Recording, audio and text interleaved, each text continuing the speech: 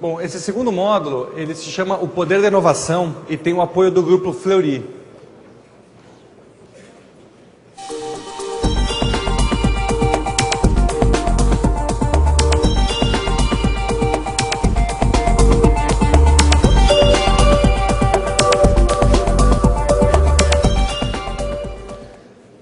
A ideia central desse módulo é explorar o tema inovação, mas é um pouco diferente do convencional, porque a ideia foi trazer empresas que são bastante inovadoras e a gente quer explorar o que torna essas empresas mais inovadoras, como é que é o processo de inovação, como é que elas conseguem se manter inovadoras por tanto tempo.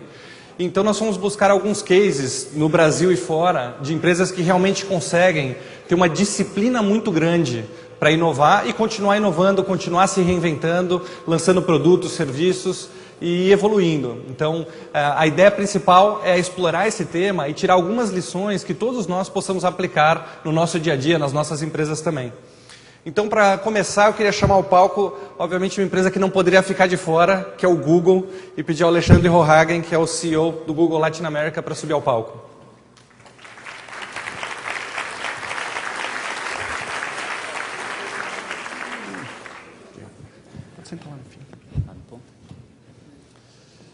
Bom, o Alexandre iniciou a carreira na área de comunicações e marketing da Dow Chemical e passou pela Boehringer Ingelheim, ABN AMRO e HBO no Brasil.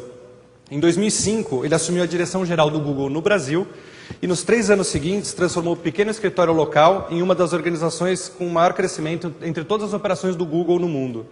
Em agosto de 2008, ele assumiu a direção geral para a América Latina, que envolve mais de 20 países em operação.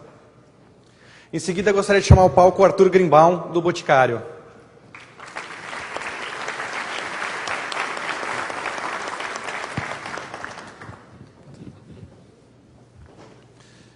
O Arthur ingressou no Boticário há 21 anos e ele começou como assistente financeiro até o cargo que ele ocupa hoje, que é a presidência da empresa.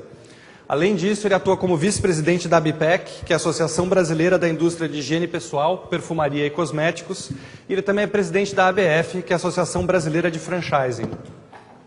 Em seguida, chama ao palco a Mauri Olsen, da Tigre.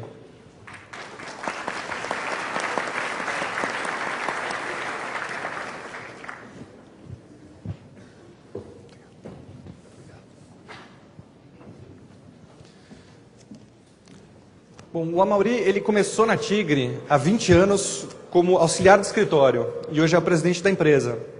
A Tigre é uma empresa brasileira, mas multinacional, presente em 10 países e com faturamento de 1,2 bilhões de dólares. Em seguida, chamar para moderar o painel o Mauro Figueiredo, que é diretor-presidente do Fleury.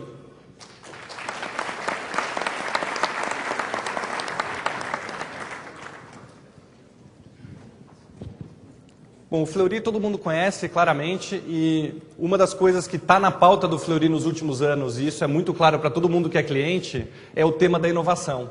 Apesar do Fleury ser uma empresa muito focada num ramo específico, que é o ramo de saúde, eles procuram sempre inovar na forma de fazer, nos processos, e a gente como cliente percebe isso muito no dia a dia. Então eu agradeço ao Mauro pelo apoio, já é o 3º CEO Summit consecutivo que o Fleury está nos apoiando, e passar a condução para ele para falar de inovação. Obrigado, Mauro. Obrigado, Paulo. Bom dia a todos.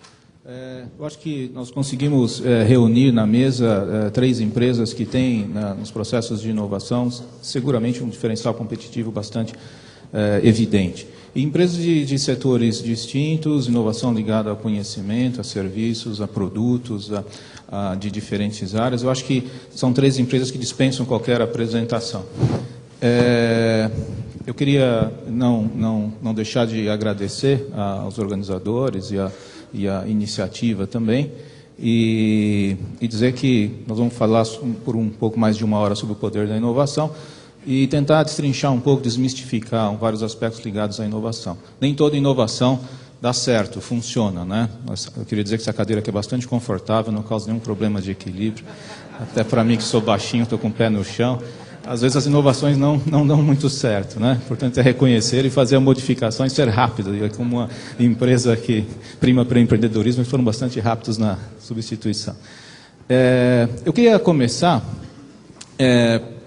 pedindo pela ordem, o Alexandre da Google, depois o Arthur do Boticário e o Olsen da Tigre, para comentar um pouco, porque hoje a inovação, processos de inovação, estão presentes e não é possível prescindir em nenhuma empresa de nenhum setor. Inovação não é aquela grande ideia, inovação radical, o indivíduo dormiu com aquela ideia, acordou no dia seguinte com uma ideia que vai transformar um setor. Obviamente esses exemplos existem, mas eu diria que eles são excepcionais. Muito mais eles existem no dia a dia, no cotidiano, e está presente numa série de atividades da empresa, na melhoria de processos, na melhoria de fluxos, está sim na geração dos novos produtos, novas tecnologias, na inovação no modelo de negócio. E para isso, como para outras áreas de qualquer empresa, existem ferramentas, existem métodos, existem abordagens estruturadas para permitir difundir esse espírito inovador em toda a empresa, capturar essas ideias, as proposições, estruturá-las e disseminá-las por toda a empresa. Então, seja isso organizado em departamentos, seja isso disseminado em todo o grupo, e muitas vezes essas coisas coexistem. Então, eu queria começar pedindo para cada um deles comentasse um pouco sobre a importância, sobre como é que eles enxergam a inovação no contexto de cada uma das empresas, mas procurar entrar também um pouco nestes processos estruturados ligados à inovação que existe em cada uma dessas empresas. Então, Alexandre. Obrigado, bom dia a todos, um prazer estar aqui hoje, parabéns aos organizadores, o pessoal da Endeavor, realmente impressionado aqui com o nível e a quantidade de pessoas. Bom, falar um pouco de inovação, né, o Google, existe uma relação muito próxima, né, entre o termo inovação e o que nós fazemos, até porque o Google é uma empresa que vem quebrando alguns paradigmas. E quando você quebra alguns paradigmas, você quebra através de inovação. Hoje pela manhã, me preparando um pouco para esse nosso bate-papo, eu estava pensando um pouco, né, o que é realmente inovação, qual é o conceito de inovação. E obviamente eu fui ao Google e coloquei definir, inovação. E chegaram alguns milhões, né, obviamente alguns milhões de respostas, mas uma que me chamou muita atenção, que dizia o seguinte, que inovação é a implementação de ideias que trazem algum tipo de resultado. Então, eu acho isso bastante interessante, ainda mais no mundo em que a gente vive, onde a comunicação está cada vez mais disseminada, né, e enraizada, e onde as pessoas têm muito mais acesso a informações do que tinham antigamente. E essa informação faz com que as pessoas realmente busquem coisas que tenham algum tipo de algum diferencial, que tenham algum tipo de inovação. Isso está muito no nosso dia a dia, né? O Google é uma empresa que constantemente está buscando lançar novos produtos. Agora, esse processo de inovação não é um processo tão simples, né? Eu costumo dizer o seguinte, que as empresas que pensam que inovação é criar uma bela missão, né, enquadrar isso bonitinho, colocar nos corredores da empresa, e não fazer com que no dia a dia essa empresa realmente exerça essa inovação, dificilmente ela vai conseguir chegar no patamar de inovação que essa empresa tem expectativa. Então, no Google, é interessante ver que nós não temos nenhum quadrinho nos corredores. Mas quando alguém, por exemplo, quer repensar a forma como nós estamos fazendo o lançamento de um produto, qualquer pessoa na organização, dentro dos 20 mil funcionários que a gente tem no mundo, tem a possibilidade de, através dos sistemas internos que nós temos, de sugerir alguma coisa, sugerir alguma mudança, fazer algum tipo de adaptação num produto que a gente tenha lançado. E tudo que a gente faz, então, está muito vinculado a isso, né? Quer dizer, existe uma crença muito grande também dentro da organização, no conceito de que, da sabedoria das multidões. Quanto mais você envolver as pessoas no processo de inovação, né, maior possibilidade de inovar você tem, né? Então, a gente tem algumas outras características da companhia. Primeiro, ser uma organização extremamente flat, nós não temos muitos níveis hierárquicos.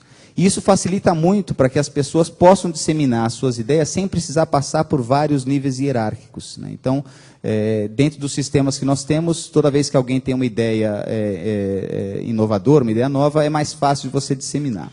A outra coisa interessante, um outro ponto interessante, foi como é que nós alocamos os recursos dentro da companhia. Então, dentro dessas 20 mil pessoas, como é que a gente estimula essas pessoas a fazerem algum tipo de inovação?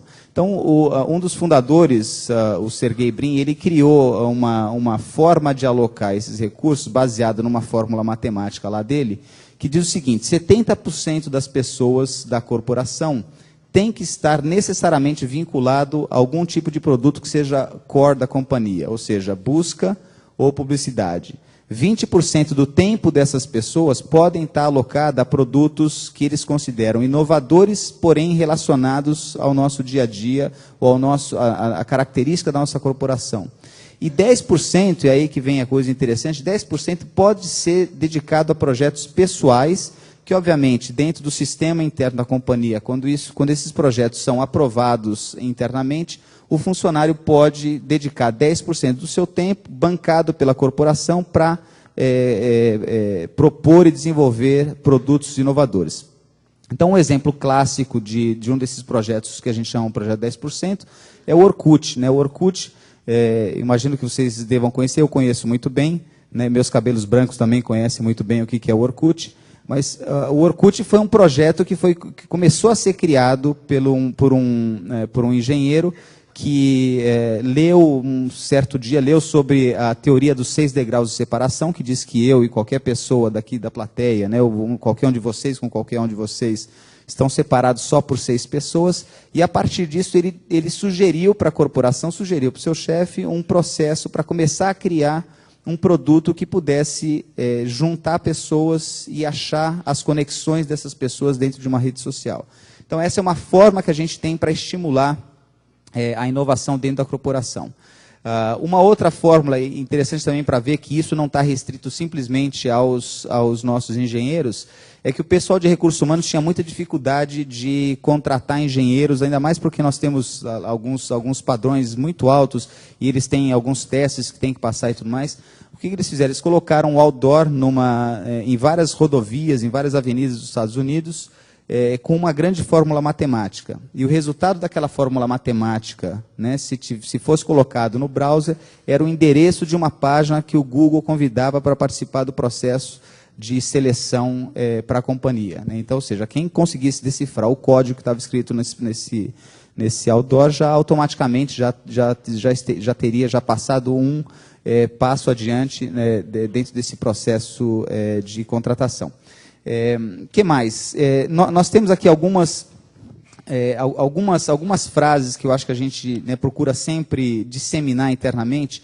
A primeira é desafie tudo e todos. Né? Então, o Google realmente, por ser uma organização muito flat, é uma organização que facilita esse diálogo e facilita esse questionamento das pessoas internamente. Encoraja a discussão, reinvente constantemente. Uma outra coisa muito interessante que, para quem é de negócio, muitas vezes isso é um pouco diferente, você tem que meio que desconstruir, né, o conceito de negócio, mas é foco no usuário e não nos seus competidores. Existe uma crença muito grande que, se você focar nos seus usuários, o lucro, a receita virá como consequência. E, por último, seja rápido, lance primeiro e depois responda ao feedback do mercado. Então, uma consulta bem rápida aqui. Quem aqui conhece o Google Earth? Por favor, se vocês puderem levantar a mão, só para eu ter uma ideia. Google Earth é um produto do Google, né, acho que tinha alguns 2 ou 3 que não levantaram, mas é um produto do Google que mostra a superfície da Terra, né, de maneira tridimensional. Esse foi um produto que a gente lançou sem fazer nenhum tipo de pesquisa, nenhum focus group, né, a gente simplesmente lança esses produtos, e o que determina se o produto vai ter sucesso ou não é a forma como os nossos usuários respondem. Então, quanto mais downloads, quanto mais utilização, quanto mais pessoas visitam um site, mais a indicação para nós, dentro da corporação, de que esse produto funciona muito bem. Então, é mais ou menos, eu sempre faço uma relação com aquele filme Gladiador, né? Vocês devem se lembrar do Imperador Cômodos. Depois de cada batalha, ele subia naquele balcão e perguntava para aquela multidão toda se o gladiador ia viver ou se ele ia morrer. No Google funciona mais ou menos assim. O processo de inovação ele é rápido, nós lançamos, e se o usuário disser, eu gosto desse produto, eu fiz o download e eu estou usando, esse produto vai sobreviver, e é assim que a gente faz, e é assim que a gente tem essa agilidade para a inovação. Obrigado, Alexandre. Eu queria estimular as pessoas a formularem perguntas. A ideia é que o painel seja o mais interativo possível, então quem tiver questões pode formular e há pessoas para coletar. Arthur? Bom dia a todos. Bom, o Boticário praticamente nasceu de uma inovação. Nós fomos trazer para o setor de cosmético o canal franquia. Basicamente, cosmético, no começo dos anos 80, era vendido sempre através de lojas de departamento, farmácias ou venda porta a porta. E esse sempre foi um DNA muito presente na nossa organização. Por vários motivos. Um deles é, obviamente, que é muito mais fácil alguém se sentir confortável em sugerir alguma coisa de inovação para um produto de cosmético, de higiene, que usa todo dia, do que alguém falar de uma ferramenta tecnológica. Se eu perguntar que se alguém tem uma sugestão para um produto, eu tenho certeza que várias pessoas vão dizer, ok, eu tenho um pós-barba que poderia ser melhorado, eu tenho um desodorante que poderia ser assim, pela familiaridade e pela utilização do produto. Isso faz com que, espontaneamente, vários dos nossos colaboradores, franqueados, amigos, fornecedores, viessem sempre com sugestões, principalmente no campo de produtos. Só que, obviamente, tem a questão dos produtos, mas nós pensamos em inovação num conceito mais amplo. Inovação de processos, inovação de ponto de venda, inovação de experiência na loja, inovação com relação aos nossos franqueados. E aí nós utilizamos, dentro da companhia, o que é literalmente o franchising. Qual que é o grande ativo de uma empresa de franchising? É você ter vários parceiros, que são os franqueados, pensando com você em como melhorar um único negócio. E aí você traz toda essa massa cinzenta, pensante, para poder implementar melhorias no seu negócio hoje, no seu negócio atual. E isso nós estendemos não só para os franqueados, como também para as consultoras deles. Então, sempre para nós, esse processo foi um processo muito natural, que sempre fomos uma empresa muito rápida. Para que vocês tenham uma ideia, nós lançamos hoje cerca de 215 produtos em média por ano, num portfólio de 600 itens, 600 SKUs. Obviamente, tem produtos que entram, saem do ano, tem uma dinâmica, uma mobilidade muito grande, mas sempre o portfólio é movido à questão da inovação.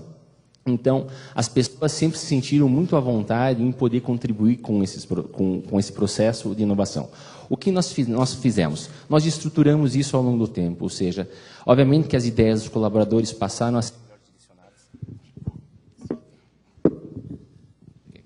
Passamos a direcionar melhor. E nós chegamos a realizar, até em um momento, a separação, times que pensavam basicamente na inovação e times que cuidavam da manutenção. Nós fizemos isso durante um tempo, mas não ficou tão bacana. Por quê? Porque ninguém queria ficar na manutenção.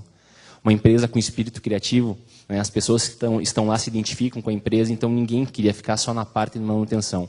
Então nós decidimos ao longo do processo reequilibrar isso. E aí estruturamos formatos aonde os nossos franqueados, nossas convenções, nossas reuniões de time, que nós chamamos, são intermediárias às convenções. Nós criamos um espaço para que eles possam falar, possam trazer produtos comparativos, inovações, experiências que eles vivem no ponto de venda. E aí também criamos isso com as consultoras, que hoje são 14 mil consultoras de vendas espalhadas nas nossas mais de 2.600 lojas hoje no país, que faz com que o Boticário seja a maior franquia do setor de perfumaria e cosmético no mundo. Então, toda essa energia de ideias vem sendo trabalhada de uma forma que nós possamos aproveitar. E, obviamente, que esse processo tem sempre um retorno, porque não adianta só você estimular as pessoas. Ok, mande suas ideias, vem, faça sua contribuição. Você tem que passar por um processo, de alguma maneira, e dar um retorno para essa pessoa, porque isso que estimula, saber que ela foi ouvida e que ela teve a sua resposta para isso. Nós resolvemos estruturar, mais recentemente, a melhor colaboração dos nossos funcionários.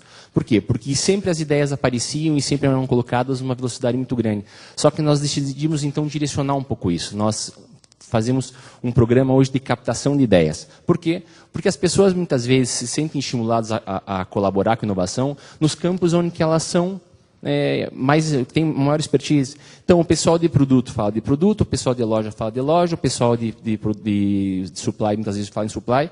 E com esse programa de captação, nós elegemos alguns temas e fazemos aberto a companhia para que todos possam, então, direcionar para o tema sugerido. É aberto para eles colocarem suas sugestões para os temas que não são o foco? Sim, mas tem um peso menor no programa e tudo mais. Para vocês terem ideia, agora, na sexta-feira, nós estamos realizando um almoço de encerramento desse programa de captação de ideia, onde nós vamos passar o dia almoçando com o grupo que mais contribuiu. Nós vamos estar saindo de helicóptero da fábrica, indo até Morretes, que é próximo de Curitiba, para fazer um almoço e voltando, até para inspirar essas pessoas com coisas diferenciadas, formas diferenciadas de reconhecimento. E isso é muito importante, por quê? Porque cada vez mais nós temos que estimular as pessoas, porque os produtos passam a ser commodities, e nós temos que oferecer diferentes experiências. E nesse caso, como eu falei, todos nós somos usuários dos produtos. Então facilita bastante esse primeiro contato e facilita com que as pessoas possam direcionar, sim, bastante a questão da inovação para dentro do nosso negócio. Obrigado. Francisco Olsen, presidente da Tigre. Muito bom dia a todos. Acho que falar da Tigre como inovadora é muito interessante. Na verdade, a gente só percebe a Tigre quando tem um vazamento no apartamento de cima, que obviamente não era produto Tigre. Nós somos uma companhia que tem assim essa criatividade no DNA, né? A Tigre começou fazendo leques e fazia pentes, piteiras para cachimbos, feitos a partir de chifres de boi autoclavados, né?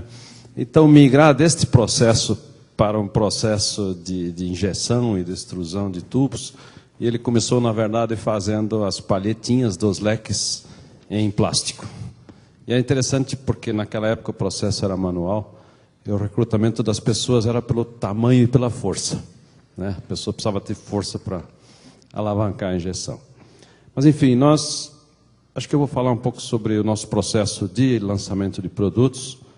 Também, como vocês, Arthur, lançamos por volta de 300 produtos novos por ano. E nem todos são percebidos.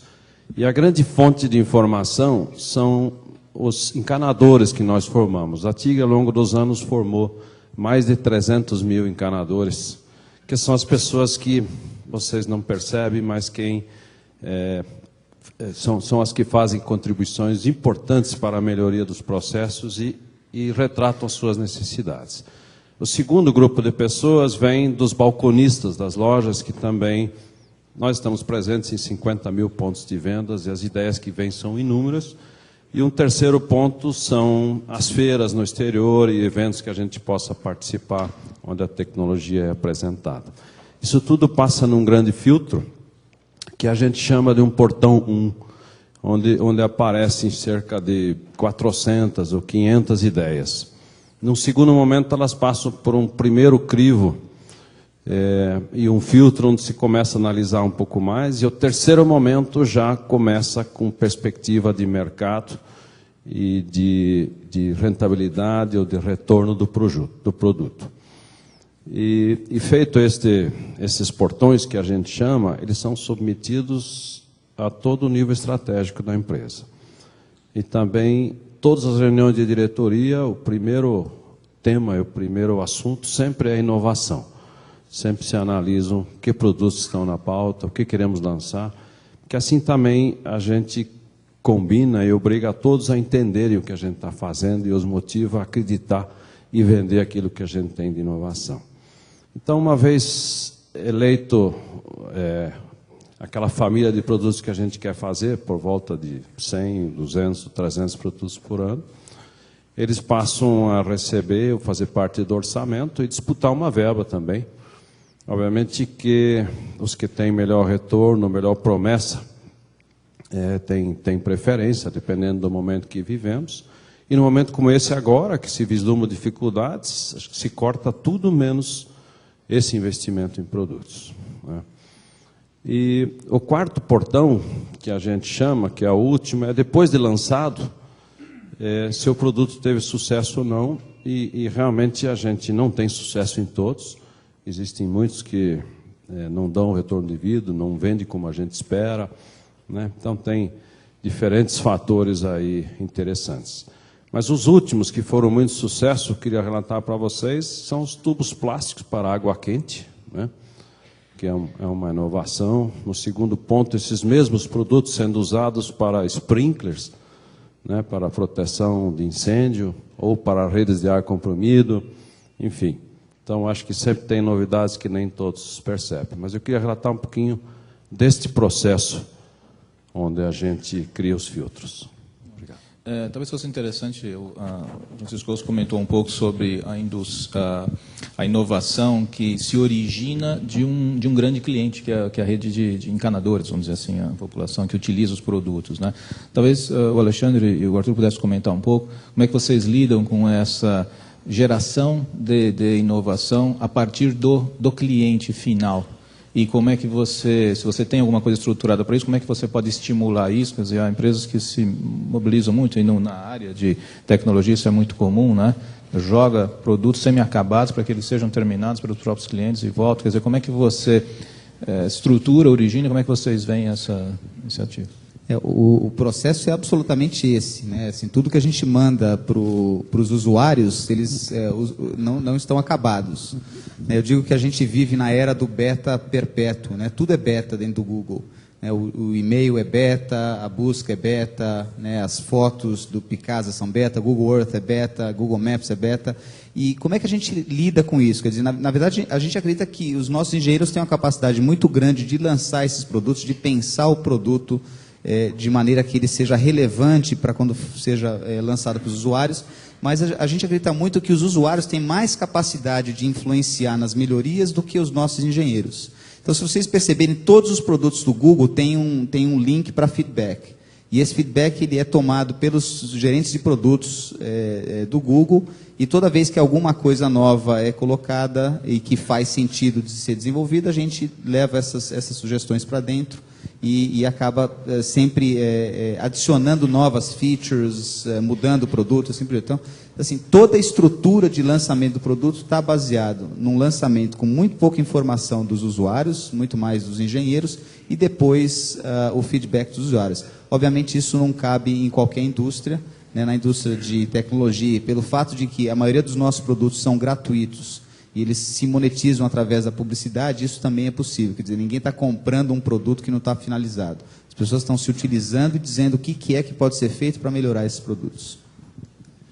No nosso caso, a gente usa bastante isso, né? Nós utilizamos, vamos dizer, com a nossa rede de franqueados, o que a gente chama comitês de competência.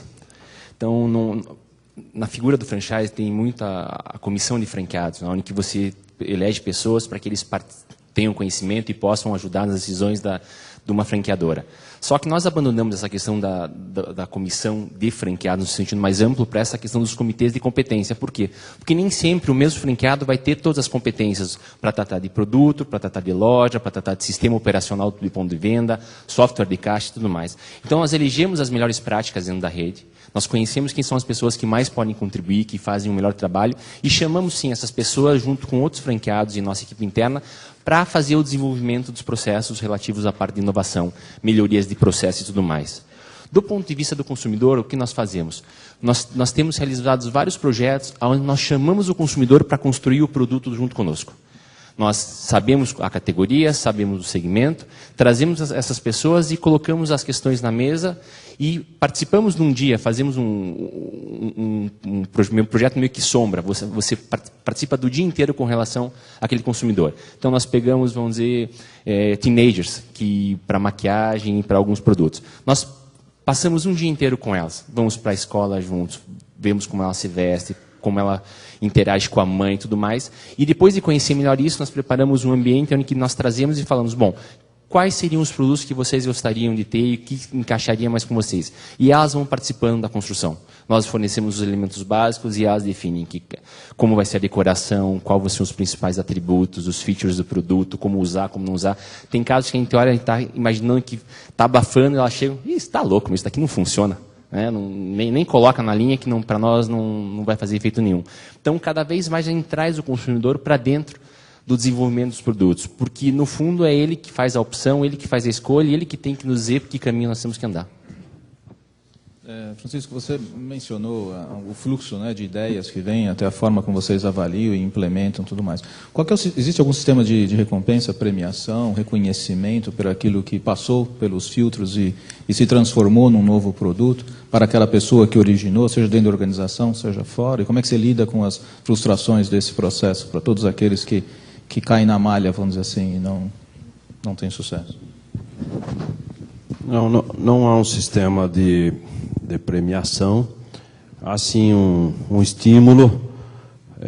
A pessoa que foi criativa, de alguma maneira, ela será evidenciada depois nos murais da empresa, a gente chama atenção para o que ela fez. Tem algumas frustrações, por exemplo, aquelas ideias estimuladas via premiação na nossa companhia não funcionam.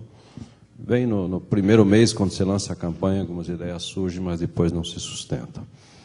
Então, esse é um processo, na verdade, a empresa precisa ter um processo bem estruturado.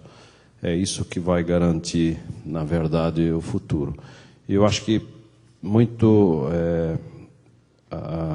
empresa, a diretoria, a orientação estratégica tem que ser no sentido de que tenha inovação e que se permita o erro, porque senão você inibe muito qualquer iniciativa.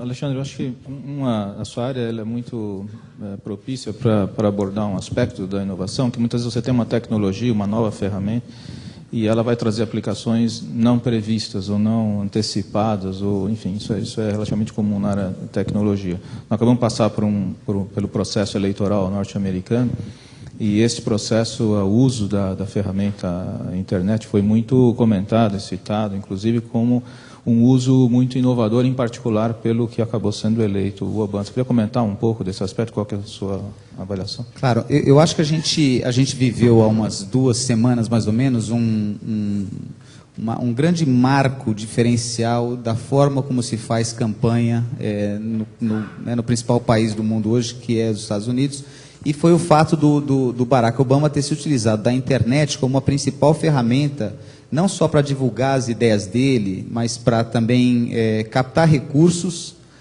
para estimular as discussões de alguns temas mais polêmicos, e mais do que nunca, para que ele pudesse montar toda a plataforma dele baseada numa forma de disseminação viral de informação como nunca antes tinha sido vista. Então, o Barack Obama, ele amealhou aí alguns milhões de dólares através de pequenas doações. Isso foi possível porque ele fez uma grande campanha via internet para estimular as pessoas a fazerem essas doações. E tem algumas anedotas bastante interessantes. Por exemplo, muita gente que estava mais próximo das comunidades com maior tecnologia acabaram indo para os seus estados para ajudar a convencer as pessoas mais velhas que não tinham tanto acesso às novas tecnologias, do potencial do candidato Barack Obama. Então, realmente, foi uma mudança muito grande, da mesma forma como o Kennedy se utilizou da televisão no final da década de 60 para divulgar a sua plataforma e para estimular as discussões de temas bastante complexos na época, o Barack Obama se utilizou da internet. Eu trouxe um dado interessante que eu encontrei hoje de manhã, que só o canal oficial que ele criou no YouTube, que é do Google também, foi visto durante mais de 14,5 milhões de horas, só durante a campanha. Isso equivale a mais ou menos, se eles tivessem comprado essa mídia em televisão, isso equivaleria a mais ou menos 50 milhões de dólares. Então, ele se utilizou de uma ferramenta completamente viral para poder fazer esse trabalho. E, por último, ele acabou de anunciar anteontem que os seus discursos, ou as suas mensagens para a população, da mesma forma como o Lula faz o café da manhã com o presidente no rádio, ele fará via YouTube. E fez o primeiro pronunciamento para a nação anteontem via YouTube. Isso está disponível e já alguns milhões de pessoas se utilizaram dessa ferramenta para poder entender um pouco mais do que ele está propondo. Ou seja, realmente, esse para mim foi um dos maiores exemplos de inovação que a gente viveu nesse ano, foi a forma como Barack Obama se utilizou da internet para a campanha. Uma pergunta para os três. A inovação, o ideal seria que ela estivesse impregnada dentro da cultura da empresa, né? Agora, como manter isso, como fazer isso quando a empresa cresce, se torna muito grande, e com isso há necessidade de você criar estruturas, até para fazer essa gestão dos processos de inovação. Aí cria sempre aquela discussão em termos das áreas específicas, que a organização não fique com a percepção de que a inovação é aquele grupo que está ligado lá no departamento que gera novos produtos, ou no departamento de P&D, e sim é uma coisa que se espera de cada membro da organização. Como lidar com isso, particularmente quando a empresa atinge proporções como as de vocês, para manter vivo isto e para, de fato, introduzir a questão da inovação dentro da atuação de cada membro, seja o nível mais simples, nível operacional, até a alta direção? Bom, acho que o primeiro ponto é você fazer as pessoas perceber que elas podem inovar em tudo que elas fazem. Não é no nosso caso, você só pode inovar em produto. Não, você pode inovar em processo. A pessoa da contabilidade pode trazer uma inovação? Sem dúvida nenhuma. Se ela conseguir reduzir o prazo de apuração, a companhia vai ganhar muito com a velocidade das informações e tudo mais. Então, o primeiro ponto é você estimular isso, que todas as pessoas podem contribuir com a inovação. Segundo, é você ter um ambiente aberto para isso, porque uma coisa é você falar e outra coisa é você permitir. Então, na hora que essa mesma pessoa da contabilidade vai levantar a mão e falar, não, você não vai ter tempo, deixa eu vir para cá. Então, você tem que trazer isso de forma a ter um ambiente que estimule as pessoas a contribuir. Quanto à questão de você ter as estruturas ou não, acho que tem que ter muito bem claro qual é o tipo de organização que você tem. Não é o fato de você crescer que vai fazer com que você fique lento. Normalmente, você pode imaginar, ok, cresce, vai ficar pesado, mas você, como principal líder da organização e as pessoas que estão com você, tem a obrigação de azeitar cada vez mais esses caminhos, principalmente na questão de inovação.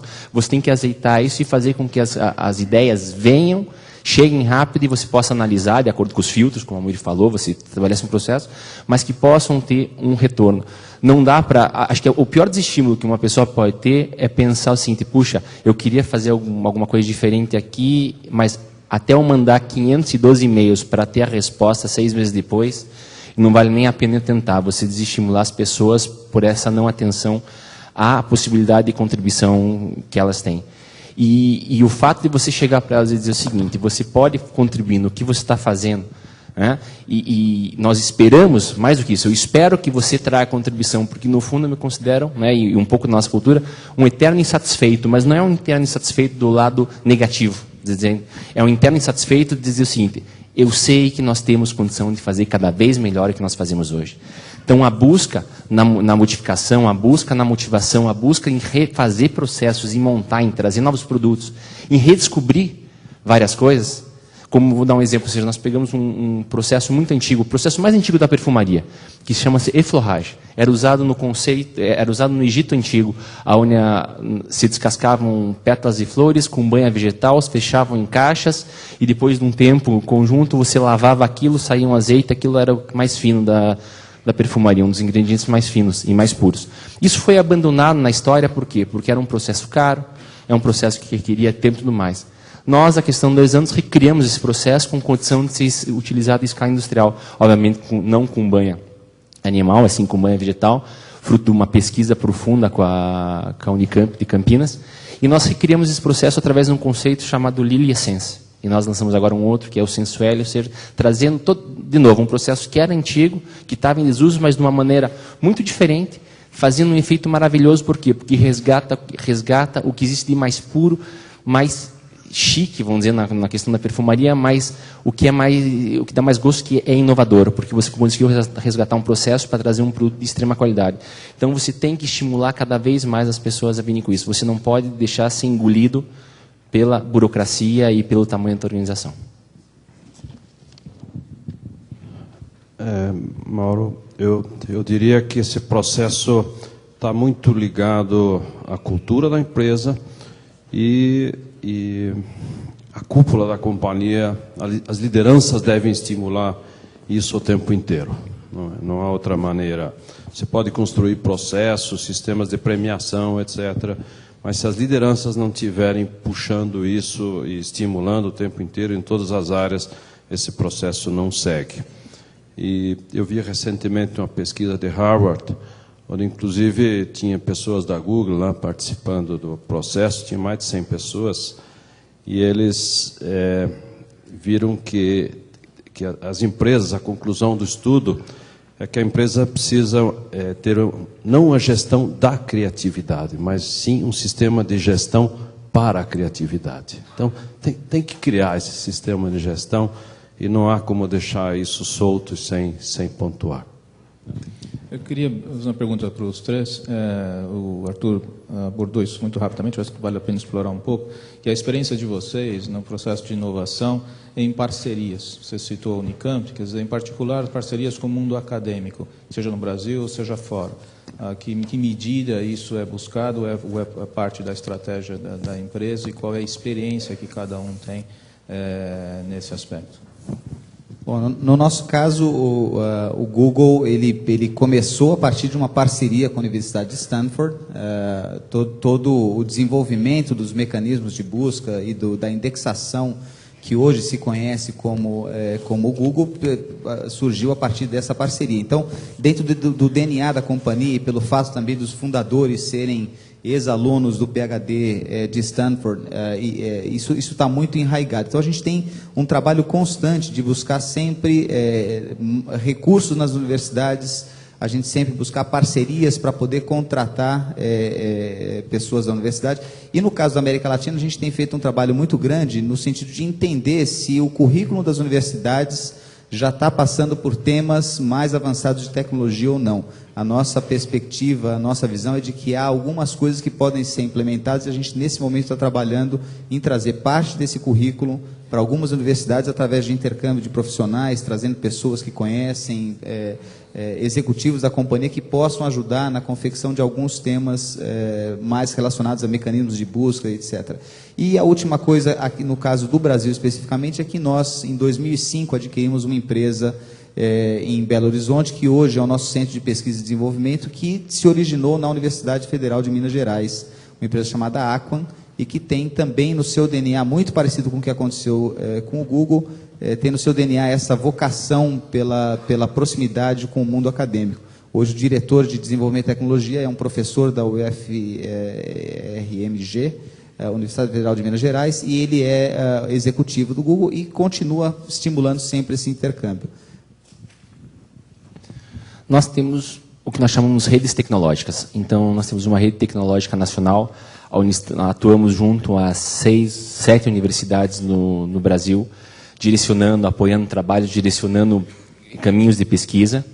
E temos o que nós chamamos nossa rede tecnológica internacional, que aí são consultores, na qual nós temos um contrato de colaboração, espalhados pelo mundo, também onde que trazem tendências, trazem oportunidades de estudos mais profundos, trazem ativos que foram descobertos que podem ser aplicados dentro dos nossos produtos, ou então respondem a alguma demanda da nossa parte específica com relação a alguma encomenda que nós tenhamos. O que nós buscamos cada vez é estreitar esse ambiente. Por quê? Porque nós gostaríamos de ver as universidades podendo produzir mais talentos voltados à questão de inovação, à questão da tecnologia. Tanto que nós realizamos recentemente um grande investimento juntamente com o Grupo Positivo, que é um grupo também de Curitiba.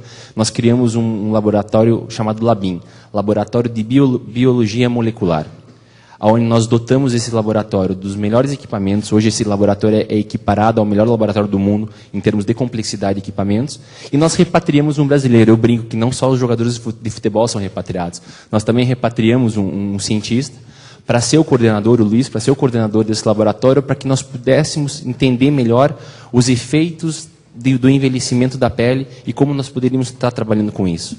Ou seja, você tem que cada vez mais tentar fazer essa aproximação e fazer investimentos nesse campo para que você possa criar um caminho muito mais próximo entre a questão das pessoas que podem gerar as tecnologias e você que está na outra ponta, que é um recebedor das tecnologias, para colocar em prol da sociedade. As universidades, no nosso caso, têm um papel muito importante, na USP, por exemplo, para a validação de todos aqueles produtos que a gente oferece para a infraestrutura, para o governo, precisa fazer os testes e, enfim, o funcionamento de tudo isso. Na Universidade de Florianópolis também tem uma equipe muito criativa. Posso até contar a última ideia que eles trouxeram. Acho que todos vocês conhecem a caixa de descarga, que tem aquela cordinha e que vai ficando preta. A gente vai pegando cada vez mais para cima. Eles inventaram um botãozinho, né? Então, tem um tubo de descida, tem um botãozinho que aperta ali, dá o fluxo. Então, assim, são ideias simples que vêm e a gente usa muito essa forma também de inovar. Para os três, começando pelo Alexandre, qual que é, na empresa de vocês, o tempo médio entre a geração da ideia e o lançamento do produto? E na sequência, esse momento de crise, vamos dizer, modifica um pouco essa expectativa da empresa, ou mesmo uma diretriz em termos de ciclo de vida dos produtos? Bom, no nosso caso, o ciclo de produtos, na verdade, eles são perenes, né? São produtos de tecnologia que são para ser usados. A gente tem toda a tecnologia, todo o desenvolvimento é muito baseado no conceito de o que a gente chama de cloud computing, né, a nuvem de computadores, onde vocês, né, qualquer usuário pode guardar todas as suas informações nos nossos servidores que estão espalhados pelo mundo todo. Antigamente, se você saísse na rua com seu laptop e ele fosse roubado, ou se ele caísse no chão e o carro passasse em cima, você entrava em desespero, porque suas fotos estão ali, seus e-mails estão ali, seus textos estão ali, suas planilhas estão ali. Esse conceito e o conceito inovador que o Google tem estimulado muito que a indústria comece a observar é o conceito de cloud computing, ou seja, você não tem mais essa informação enraigada dentro. Então, por isso que eu digo que os produtos eles têm que ser perenes. O processo de desde do desenvolvimento, a criação, ele pode levar algumas semanas, como ele pode levar alguns meses. Nós temos um fluxo para determinar em que momento que esse produto ele é lançado para o mercado. Então nós temos aquilo que a gente chama de dog food, né, que é a comida de cachorro. Nós comemos comida de cachorro dentro do Google. Sempre que um engenheiro, um gerente de produto lança algum produto novo, nós testamos com os 20 mil funcionários antes, né, para a gente saber se realmente ele funciona. Muitas vezes a gente abre a possibilidade para pessoas próximas da família, né, começarem a fazer esses testes para depois a gente lançar para o mercado. Mas esse processo ele é muito rápido. Então, um exemplo, nós lançamos anteontem a possibilidade de, através do Google Talk, que é o nosso mensageiro, você já poder fazer conversas via áudio e conversas via vídeo. E com uma qualidade impressionante, é quase com uma qualidade de televisão, porque a gente usa a nossa capacidade de banda para isso. E esse produto, ele faz 2 meses que ele foi oferecido internamente para os funcionários. Há um mês atrás, estimularam a gente a começar a oferecer para pessoas próximas, famílias, né, e amigos mais próximos. E numa questão de 2 meses, nós inovamos um produto que até então era só via chat, né, só via teclado. Hoje ele já pode ser por voz e por vídeo. Então, depende muito do produto, mas em geral os ciclos eles são muito mais curtos, obviamente, do que nas indústrias mais tradicionais, que demandam uma série de testes e avaliações, e metro e etc. O nosso teste é na rua, é no campo, né? Quer dizer, se a pessoa fizer o download de um produto, é o sinal de que ele está funcionando bem. Nós trabalhamos com o conceito de silos de tecnologia. Porque eu tenho, vamos dizer, a tecnologia voltada para atender a parte mercadológica pura, as encomendas da parte mercadológica, mas também nós estimulamos que as nossas áreas de pesquisa tragam tecnologias que possam ser armazenadas para serem utilizadas em algum momento dentro do nosso portfólio de produtos. Isso faz com que você tenha, muitas vezes, uma resposta um pouco mais rápida. Às vezes não, porque depende muito da categoria. Eu posso considerar desde algumas semanas, como a Alexandre falou aqui, para o lançamento de uma fragrância, mas posso considerar 3 a 4 anos para o lançamento de uma linha de skincare, que requer muito mais pesquisa, muito mais teste, muito mais ativos sendo colocados em aprovação. Mas isso faz com que nós tenhamos, vamos dizer, do ponto de vista de produto, uma equação que eu tenho que conciliar com a equação da experiência da loja para o consumidor. Ou seja, nós temos também todo o processo de loja sendo repensado todos os dias. E, obviamente, que o grande investimento que mais aparece ao público, que é a mudança de layout de uma loja, nós fazemos uma média a cada 5 anos. Porque nós temos que respeitar o investimento do nosso franqueado. E feito esse investimento, nós fazemos, sim, modificações aí mais dinâmicas e constantes para adequar ao momento, adequar ao ciclo, adequar à equação que o consumidor necessita daquele momento. Se nós pensamos em mexer nisso com a crise, eu te diria que muito pelo contrário. Como nós do Boticário, trabalhamos numa questão muito forte de diferenciação do nosso modelo de negócio, diferenciação dos nossos produtos, diferenciação da experiência de compra que nós propiciamos aos nossos consumidores, no fundo nós não só mantemos, como acrescentamos ainda mais vigor nessa questão de inovação, porque é o que garante nossos anos futuros.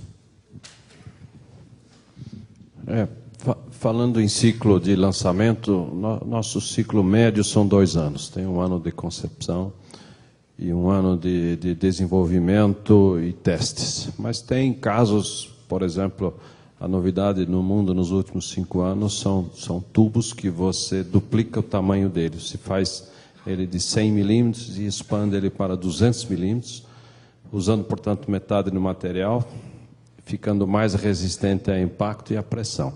Mas o investimento é muito alto, então a gente observa no mundo inteiro quem está fazendo desenvolvimento, tem 5 anos já isso, então não tem uma regra muito clara. No caso do participação do cliente final na inovação, ele também tem um papel importante na modificação e mesmo na rejeição. Vocês têm algum case para, apesar de todo esse processo, para contar de uma rejeição pelo usuário final que levou ou a modificação muito profunda ou até a descontinuidade de um determinado produto? E qual foi, na avaliação de vocês, o que falhou neste processo para não identificar, para não antecipar esse aspecto? Bom, tem vários produtos que acabam, eles recebem um tremendo thumbs down dos usuários e não vai para frente. Então eu perguntei aqui, né, quem conhecia o Google Earth. Quem conhece aqui o Google Mars? Que é uma pessoa, tá vendo? Uma pessoa, 2, 3, tá bom, 3, né? 4, bom, tudo bem, mas muito menos do que quem conhece o Google Earth. Então o Google Mars é um produto semelhante ao Google Earth, só que mostrava a superfície de Marte. Né? Então, o erro aí foi que o engenheiro e o gerente de produto acharam que isso pudesse ser interessante para alguém. Mas é interessante ver uma coisa, provavelmente era para, desculpa, deu umas 5 pessoas aqui, era, né? Vocês e mais os 2 lá do Google. Mas, de qualquer forma, o interessante é ver como realmente não houve em nenhum momento, nenhum questionamento se era viável, se não era viável, se devia, se não devia. Então, o processo, uma vez mais, como o processo ele não é tão custoso, né, porque a gente está falando de plataformas de tecnologia, né, são plataformas que são escaláveis e muitas vezes a plataforma ela já existe ali, é muito mais o que a gente chama de um mashup, né, de você colocar uma outra informação dentro dessa plataforma. Esse processo ele é muito mais simples, é muito mais fácil. Mas tem uma série de produtos que não foram adiante porque os usuários, quer dizer, na verdade, numa avaliação de um engenheiro ou de um gerente de produto, né, ou da equipe do Google, depois percebeu que para o usuário final isso tinha pouca relevância. Você acha que a cultura muito voltada para a inovação, para a geração de novos produtos, pode de alguma forma ter facilitado o lançamento de um produto que talvez não fizesse muito sentido? Não tenho dúvida. E essa é uma das discussões que a gente tem hoje internamente, né? Quer dizer, qual que é o ponto correto de inovação? Quer dizer, será que a gente tem que estimular os 20 mil funcionários a ficarem criando um produto novo a cada mês? Ou a gente deve se focar em tentar terminar os produtos que são beta, né?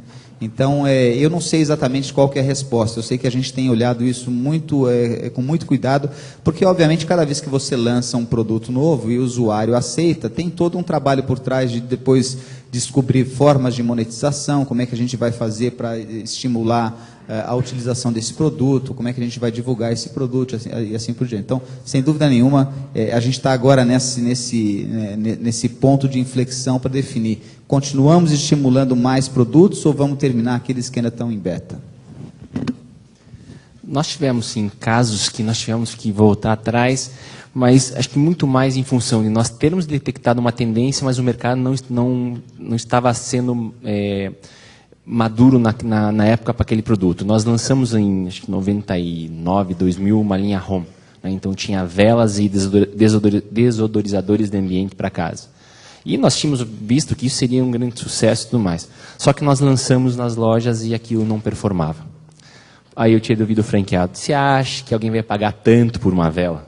Né? Você acha que por esse bom ar que você está fazendo aí, o pessoal vai dar tanto valor? Ou seja, né? Porque até os termos não eram comuns. E nós fomos obrigados a recolher. Só que a nossa tendência estava certa, porque anos seguintes aconteceu que isso virou uma febre, várias empresas de varejo tiveram e têm esses produtos nos seus portfólios, mas para nós já ficou um pouco para trás, porque o nosso próprio franqueado já dizia, eu não vou 2 vezes no mesmo conceito.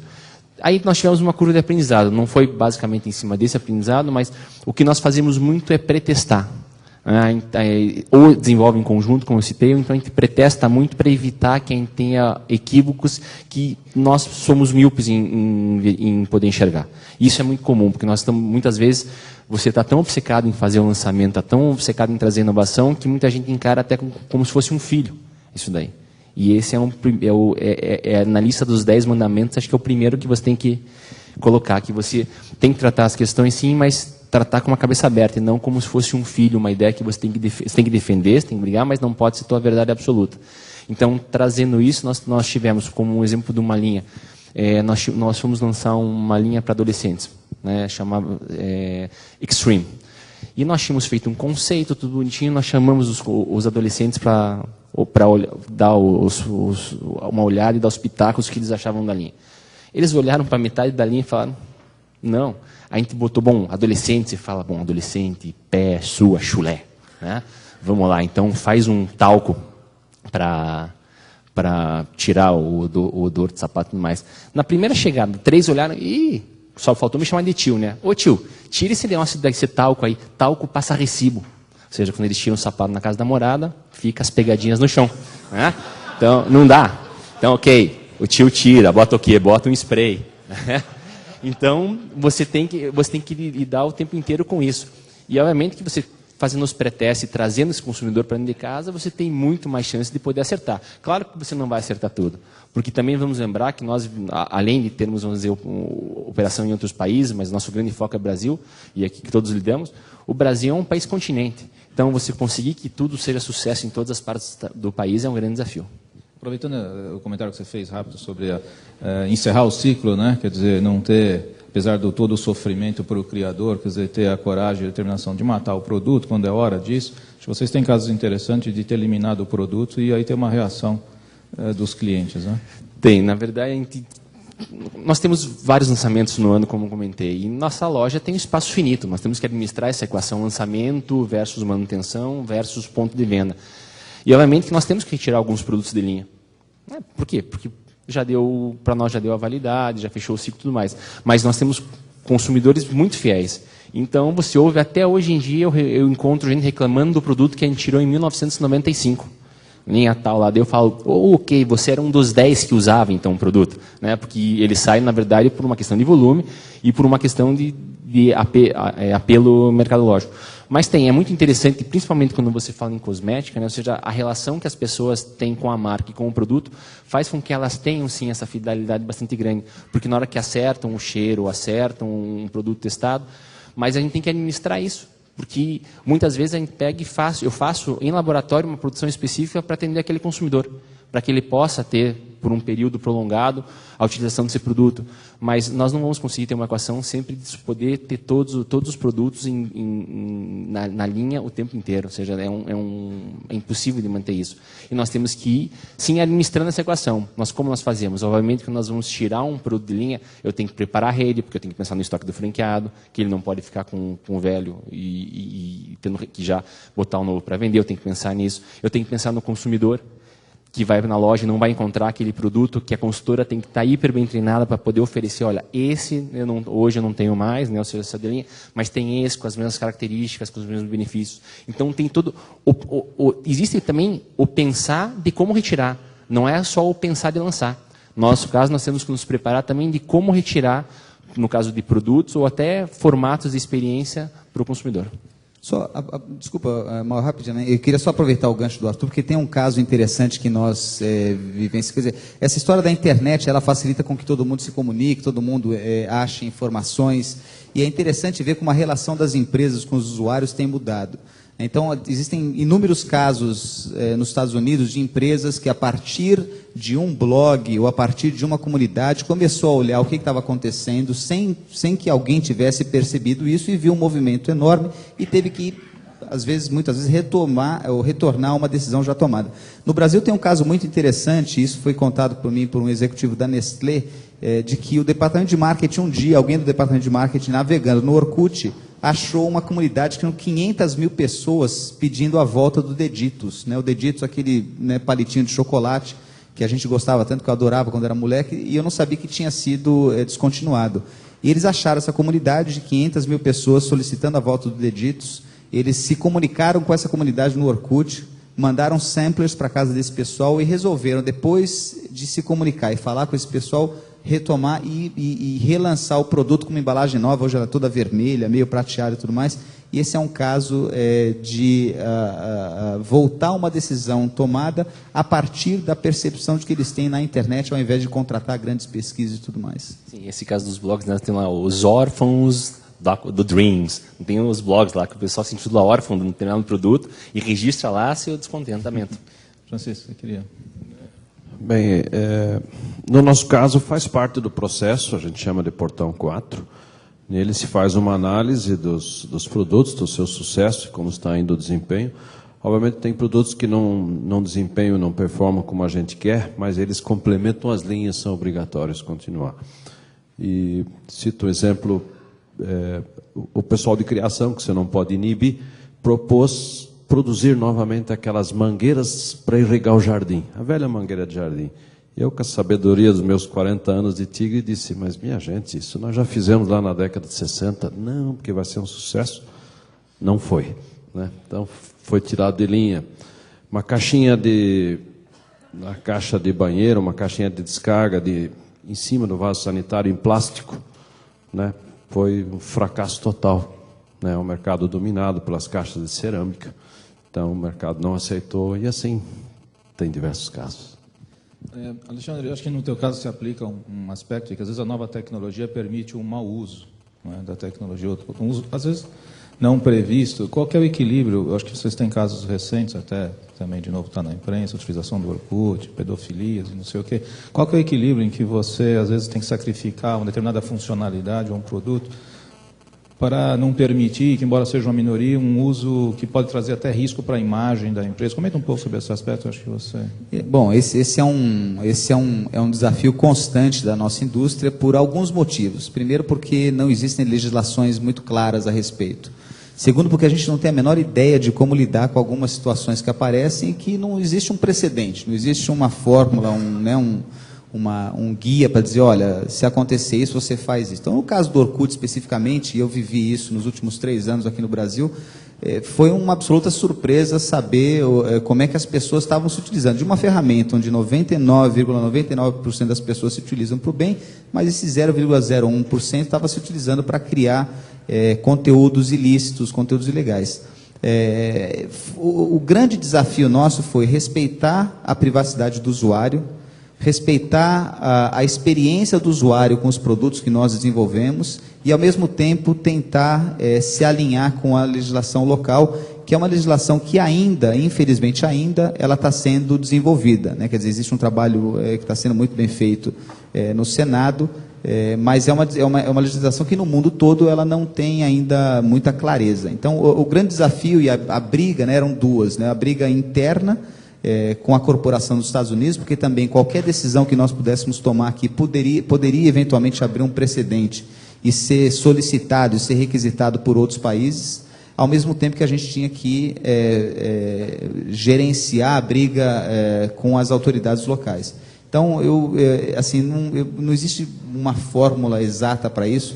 Eu te digo que é um desafio constante e a gente não sabe o que vai acontecer, né? A questão da facilidade com que as pessoas geram conteúdo e colocam esse conteúdo realmente é um desafio muito grande. Agora, é aquela coisa, será que você tem que, toda vez que alguém passar um trote, você tem que ir atrás da Telefônica ou das empresas de telefonia, né? Ou se alguém fizer uma pichação numa praça, né? Quer dizer, a responsabilidade é do... Então, é um universo novo e que a gente está meio que construindo isso agora, nesse momento. Okay. Uma pergunta para os três, começando pelo Arthur. Vocês têm na organização metas ligadas à inovação, anuais, produtos gerados, ideias implantadas, ideias de colaboradores? Quer dizer, se essas metas fazem parte do corpo de metas que está ligado à remuneração variável ou não? Temos sim. No fundo, nós temos uma parcela da nossa receita que tem que vir de produtos que foram lançados nos últimos 3 anos. Tem um percentual da receita que tem que vir, que isso para nós é nosso índice, que mostra quão inovadores nós estamos sendo e quão sucesso essas inovações que nós estamos fazendo se repercutem em receita, né? Isso é atrelado, sim, à remuneração variável de algumas áreas mais específicas que são correlacionadas diretamente a produto, para trazer principalmente pesquisa e inovação, na área de pesquisa e inovação e área de gerência de produtos. Mas nós também temos outros indicadores que não necessariamente estão atrelados à remuneração variável, mas que são muito importantes para que a gente possa gerenciar um processo de inovação. Porque o que tem que ficar claro também é que não dá para a gente pensar, e nós estávamos os 4 discutindo um pouquinho isso antes de entrar, inovação, todo mundo pensa em inovação, vem a figura do professor Pardal lá, né, com um pinico na cabeça, e ok, fiz uma inovação, ideia nova, diferenciada. Inovação é todo dia. E se é todo dia e nós necessitamos disso para o futuro, nós temos que colocar debaixo de processo e tem que ser medido. Então, no nosso caso, nós temos alguns indicadores. Eu tenho o que eu chamo de indicador de tendência, que eu coloco qual o esforço da organização está empregando para inovação. Número de pessoas envolvidas, despesas operacionais, recursos necessários para fazer a implementação das ideias e investimento. Segundo, são os indicadores de processo. Quantas ideias foram alocadas, quantas ideias estão sendo implementadas, quais foram já efetivadas e qual o resultado e quantas foram descartadas. E o último, indicadores de resultado, sim, que eu quero saber qual a receita que essas inovações trouxeram, que melhorias isso daqui trouxe para o negócio, que parcela do meu faturamento vem dessa questão da inovação, quanto do meu resultado está vindo isso daí. E, por último, posso até colocar número de patentes, número de artigos publicados, como a gente mexe numa área mais técnica, isso também pode ser um indicador. Mas a gente procura olhar tudo isso, sim, e atribuir para as áreas para poder fazer a medição correta. Francisco. Nós temos também indicadores bem claros aí, não são talvez tão agressivos, porque nosso produto é para um mercado muitíssimo tradicional, não se aceita muita inovação. Mas a gente tem 10% de produtos novos lançados nos últimos 2 anos como meta. E tem indicadores atrelados a isso também. Mas eu queria uma chance de responder aquela pergunta sobre imagem de marca.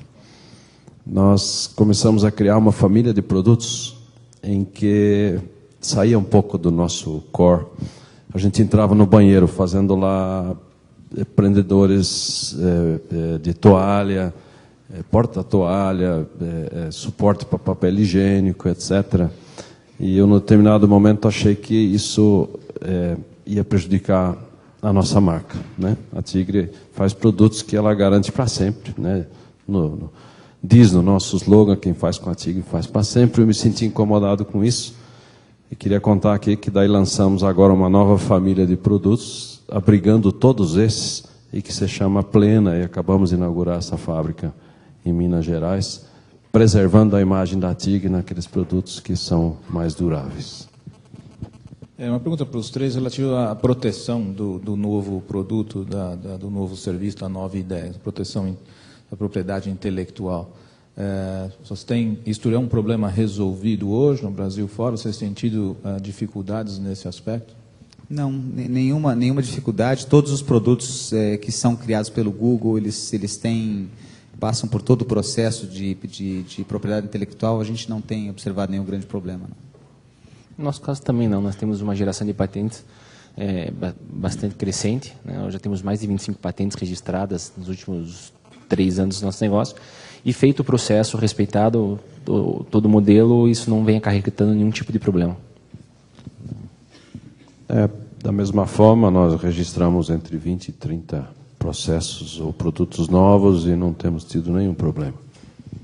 Bom, a exemplo do que fez o Jean-Marc no primeiro bloco, eu queria encerrar pedindo que cada um de vocês definisse rapidamente, em 1 minuto, qual que é a compreensão pessoal, não da empresa, pessoal, do que é inovar para cada um de vocês. Bom, eu falei bastante sobre isso. Inovação tem muito a ver com novas ideias que geram resultados. E eu estava aqui fazendo uma colinha numa dessas perguntas, e eu acho que assim, o que eu gostaria de deixar é assim, por que a inovação funciona no Google? Eu cheguei aqui a 5 fatores interessantes. Porque a gente tem uma estrutura colaborativa que está bastante enraigada no nosso dia a dia. 2, porque nós temos um processo de reconhecimento das pessoas que inovam, que também faz uma diferença bastante grande.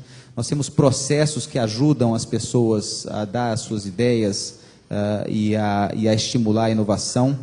Nós temos uma certa propensão para o risco, né, porque a partir do momento que nós topamos lançar produtos sem conhecer muito bem qual vai ser a reação do usuário, isso acaba sendo também um risco. E, por último, nós temos uma estrutura caótica. E o caos produtivo dentro do Google funciona muito bem para um ambiente inovador, e talvez esse seja um tema para uma outra conversa. O inovar tem muito do empreender, ou seja, transformar seus sonhos em realidade. E o que eu colocaria acrescentando na questão da inovação é a questão da ousadia. Quanto você pode ousar, você ser, como eu falei, um eterno insatisfeito com relação a algumas coisas, e você poder trazer diferentes formas de olhar para as questões. Eu penso também de que, como mensagem final, o inovar, na verdade, é a coragem de adotar um pensamento novo sobre, especialmente, necessidades do mercado. Eu Queria primeiro pedir desculpas àquelas poucas perguntas que não puderam ser respondidas, mas teremos em seguida um coffee break, a oportunidade de fazermos mais uma interação, e agradecer a todos da plateia e a todos os participantes da mesa. Obrigado a todos.